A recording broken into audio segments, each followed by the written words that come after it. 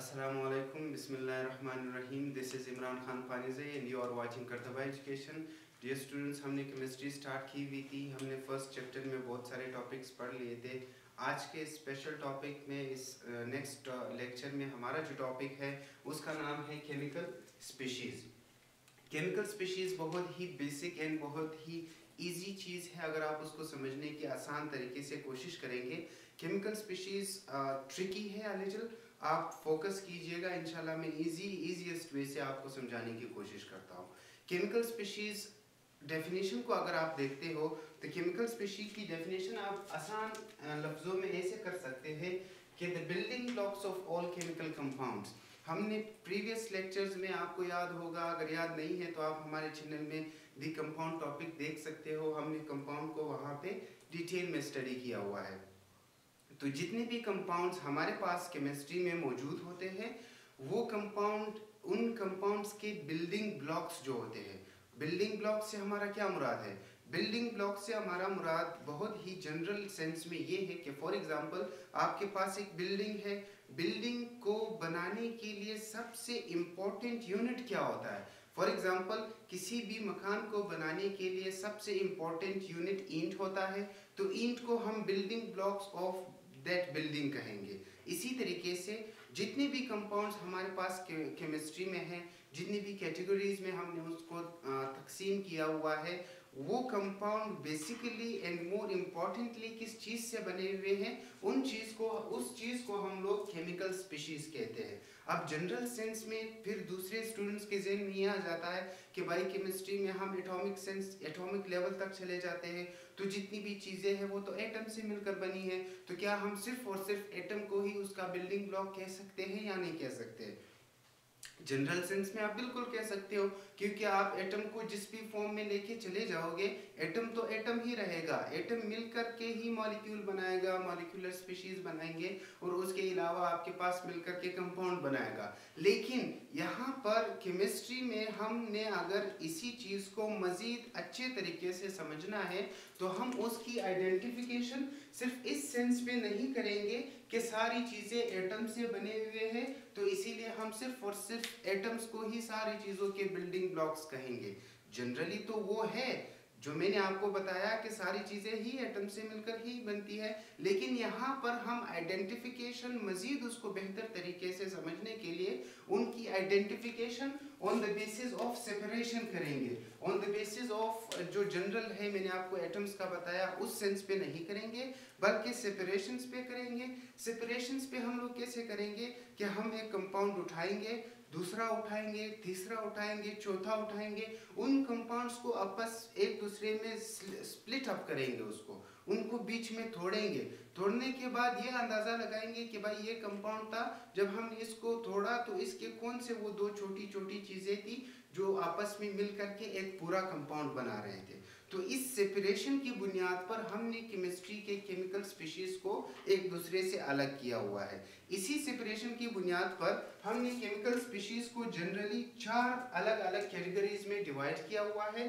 First, second, third and fourth. पहले से start करते हैं कि आप अगर किसी कंपाउंड को तोड़ेंगे तो कैसे तोड़ेंगे और उससे आपको कौन सी केमिकल स्पीशी, मतलब कौन सा बिल्डिंग ब्लॉक, कौन सा एक इम्पॉर्टेंट हिस्सा उसका मिलेगा।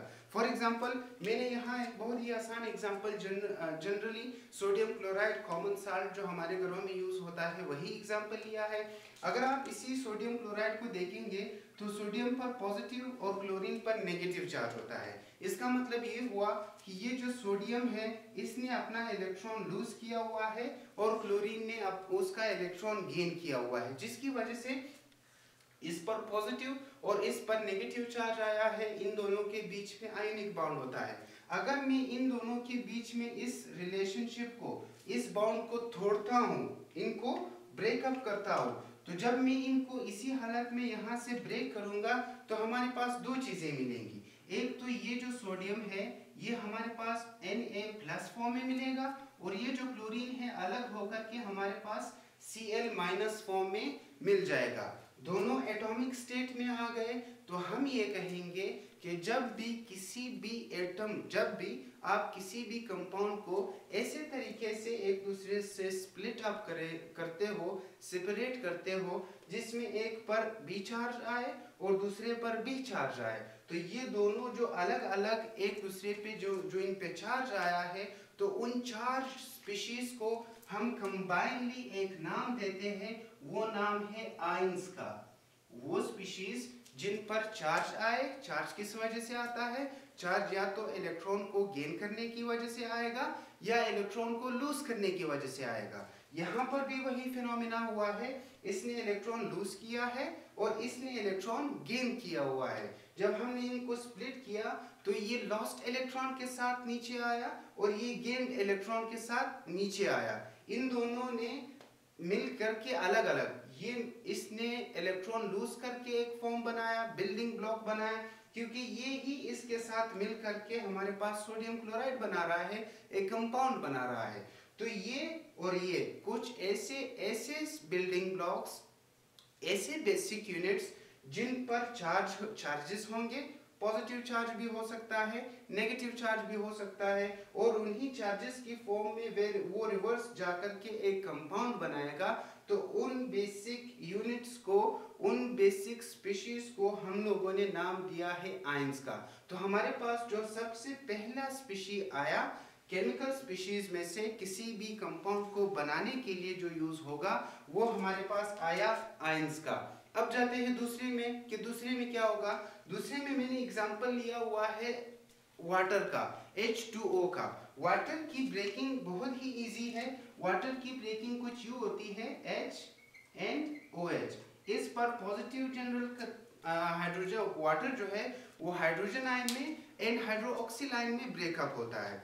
यहाँ पर H पर पॉजिटिव और OH पर नेगेटिव चार्ज आएगा, मतलब इसके इलेक्ट्रॉन्स उसकी तरफ ज्यादा जाएंगे। अच्छा, अब अगर हम इनको तोड़ेंगे, अब अगर मैं इनको यहाँ से तोड़ूंगा तो इसके तोड़ने से भी इसी तरीके से हमारे पास दो अलग अलग नतीजे सामने आएंगे। वो नतीजे कैसे होंगे? इसको मैंने तोड़ा, एक हमारे पास H प्लस आया, और जब हमने इसको दूसरे फॉर्म में तोड़ा तो हमारे पास इसमें OH नेगेटिव आया। अब अगर हम इन दोनों को वापस मिलाएंगे, मिलाने से क्या होगा, इन दोनों को एक दूसरे के करीब ही लेके जाएंगे। जनरली जब आप इसको केमिकल रिएक्शंस में से बीच में से जो उनका प्रॉपर एक ब्रेकिंग का तरीका होगा, उस तरीके से जब आप इनको तोड़ेंगे, तो हमने इनको थोड़ा, इस पर OH पर नेगेटिव चार्ज आया और H पर पॉजिटिव चार्ज आया। तो वही बात, ये दोनों फिर वापस पीछे जाकर के वाटर का एक मॉलिक्यूल बनाएंगे। अब ये खुद में एक स्पीशी है और ये खुद में एक स्पीशी है। स्पीशी बेसिकली एक किस्म को कहते हैं, अलग किस्म को। तो ये जो स्पीशी आया, इस पर तो पॉजिटिव चार्जेस है, पॉजिटिव चार्ज होगा या नेगेटिव चार्ज होगा, उनको हम आयंस की कैटेगरी में डालेंगे, उनको हम वहां पे सेंड करेंगे, क्योंकि जब एटॉमिक स्टेट पर उस किसी भी चीज पर चार्ज आएगा हम उनको आयंस कहेंगे। लेकिन यहाँ पर एक्सेप्शन ये आ रही है कि ये OH जो है ये एक एटम नहीं है, ये दो अलग अलग एटम्स है और दो अलग अलग एटम्स पर एक ही चार्ज आया हुआ है। तो कॉन्सेप्ट उनके चार्जेस का वही होगा, लेकिन इस किस्म के स्पीशी को हम सिर्फ और सिर्फ आयंस नहीं कहेंगे। इन स्पीशीज को हमने फिर दूसरा नाम दिया ताकि हम इनको अलग से आइडेंटिफाई कर सके। उसको हम लोगों ने नाम दिया है मॉलिक्यूलर स्पीशीज का, मॉलिक्यूलर आयंस। हम इनको क्या कहेंगे? हम इनको मॉलिक्यूलर आयंस कहेंगे। तो हमारे पास जो केमिकल स्पीशीज है, उनमें जो बेसिक बिल्डिंग ब्लॉक्स है, बेसिक यूनिट्स है अब तक के, एक हमारे पास सिर्फ आयंस आया और एक हमारे पास मॉलिक्यूलर आयन आया। सिर्फ आयंस में जब किसी भी एटम पर चार्जेस आएंगे और वो मिलकर के एक कंपाउंड बनाएंगे। मॉलिक्यूलर स्पीशीज में जब दो अलग अलग एटम या दो से ज्यादा एटम्स पर एक चार्ज आएगा और वो किसी दूसरे चार्ज की स्पीशीज से, दूसरे चार्ज की यूनिट से मिलकर के एक तीसरा एक कंपाउंड बनाएगा, तो उसको हम लोग फिर मॉलिक्यूलर आयन कहेंगे। बढ़ते हैं थर्ड वन की जानिब। थर्ड वन में मैंने एग्जांपल लिया है सोडियम हाइड्रोक्लोरिक एसिड का। हाइड्रोक्लोरिक एसिड इन दोनों के बीच में कोवेलेंट बाउंड होता है, इन दोनों की बाउंडिंग होती है HCl। अच्छा, इनकी बाउंडिंग कैसे होती है? जब आप इनको तोड़ते हो तो जब आप हाइड्रोक्लोरिक एसिड को तोड़ते हो तो इनका तोड़ना बहुत ही इजी है। यहाँ पर जो इनकी शेयर्ड इलेक्ट्रॉन्स है, जब आप इनको यहाँ से तोड़ लेते हो तो हाइड्रोजन अपना इलेक्ट्रॉन ले लेता है और क्लोरीन अपना इलेक्ट्रॉन ले लेता है। इसके नतीजे में हाइड्रोजन सिर्फ और सिर्फ आपके पास इसी शक्ल में आ जाता है, एटॉमिक शेप में, और इसी के साथ जो क्लोरीन है वो भी आपके पास एटॉमिक शेप में। ये जो शेल मैंने जाहिर किया हुआ है ये इसका लास्ट शेल में सिर्फ जाहिर कर रहा हूँ, ठीक है, बाकी इसमें अंदर भी और शेल्स मौजूद है। तो ये भी अपनी शेप में आया और ये भी अपनी एटॉमिक शेप में आया। अब चूंकि इनके पास जो इनका शेयरिंग जो इलेक्ट्रॉन था उनका इसका अपने पास आया और इसका अपने पास आया, तो इस हाइड्रोजन का जो इलेक्ट्रॉन है जो अनशेयर्ड है, जो बिल्कुल उसकी कोई पेयरिंग नहीं है, ठीक है। और इसी तरीके से जो क्लोरीन है इसका जो पेयर था वो तो हाइड्रोजन का इलेक्ट्रॉन था, हाइड्रोजन ने अपना इलेक्ट्रॉन ले लिया तो इसका जो पेयर्ड इलेक्ट्रॉन था वो भी मिस हो गया, तो इसके लास्ट शेल में भी इसका एक अनपेयर्ड इलेक्ट्रॉन आया। तो वो स्पीशीज, वो यूनिट्स, वो केमिकल कंपाउंड की एक ऐसी किस्म, एक ऐसी स्पीशीज जिसके पास एक फ्री इलेक्ट्रॉन होगा। इन फ्री इलेक्ट्रॉन का मतलब ये है कि उसके पास जब एक अनपेयर्ड इलेक्ट्रॉन होगा और उसमें ये सलाहियत होगी कि वो किसी दूसरे इसी तरीके के स्पीशी के साथ अपना अनपेयर्ड इलेक्ट्रॉन पेयर करने की सलाहियत रखता हो और मिल करके वापस आपके पास एक कंपाउंड बनाने की सलाहियत रखे। तो इन स्पीशीज को जो ये स्पेसिफिक कंडीशंस फॉलो करेंगे, इन स्पीशीज को हम लोगों ने नाम दिया है फ्री रेडिकल्स का। इनको हम लोगों ने नाम दिया है फ्री रेडिकल्स का। फ्री रेडिकल्स की वही डेफिनेशन कि उनके पास अनपेयर्ड इलेक्ट्रॉन्स होगी। अब अगर आप फोकस करेंगे, एक हमारे पास आयंस आया, बिल्डिंग ब्लॉक्स ईंट की तरह का काम करेगा। एक मॉलिक्यूलर स्पीशी आया, वो भी केमिकल कंपाउंड में ईंट की तरह काम कर सकता है। उसके अलावा फ्री रेडिकल्स आए, वो भी किसी केमिकल कंपाउंड को बनाने के लिए ईंट की तरह का किरदार अदा कर सकती है। इसके अलावा ये तो चार्जेस की हद तक हो गया, ये तो आपके पास अनपेयर्ड इलेक्ट्रॉन की हद तक हो गया। बाज़ औक़ात ऐसा होता है कि चार्जेस नहीं होते, सेपरेशन चार्जेस की बुनियाद पर भी हो गई, चार्जेस के बिना भी इनकी सेपरेशन हो सकती है। कैसे? फॉर एग्जांपल मैंने एग्जांपल ली है यहाँ पे, जो नेक्स्ट एग्जांपल है फोर्थ टाइप में, वो है पेंटेन की। मैंने पेंटेन की एग्जांपल ली है। अब पेंटेन में 5 कार्बन होते हैं। अगर मैं इनका स्ट्रक्चर ड्रॉ करूंगा आपके सामने तो ये पेंटेन की स्ट्रक्चर हो गई, ठीक है। ये आपके पास पेंटेन की स्ट्रक्चर हो गई, ये पेंटेन हुआ। अच्छा, अब पेंटेन में 5 कार्बन होते हैं। कितने कार्बन होते हैं?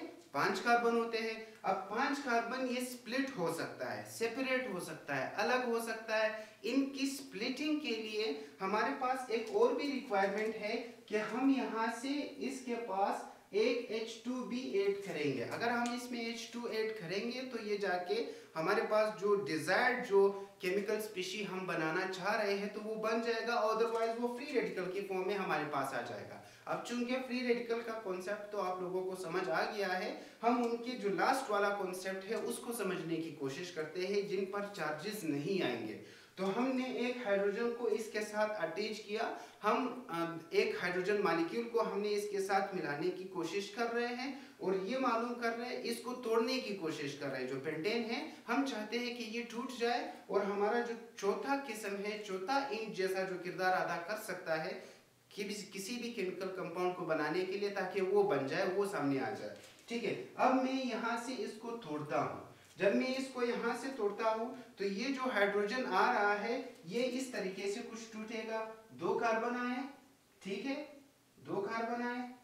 ये 3 हाइड्रोजन जो इस कार्बन के साथ मौजूद थे, ये जो 3 हाइड्रोजन थे, ये कार्बन एज इट इज आया यहाँ पे, और यहाँ पे एक कार्बन, 2 हाइड्रोजन इसके पास एज इट इज आए, ठीक है। यहाँ पे जो ये ठूठा, तो ये बिल्कुल ये खाली जगह आ गई, मतलब इसके पास एक और बॉन्ड की सलाहियत मौजूद है। इन अदर वर्ड्स इसके पास एक और अनपेयर्ड इलेक्ट्रॉन मौजूद है। अगर आप इसको इसी हालत में छोड़ देंगे, हाइड्रोजन को नहीं मिलाएंगे इसके साथ, तो वो फ्री रेडिकल स्पीशी बन जाएगा।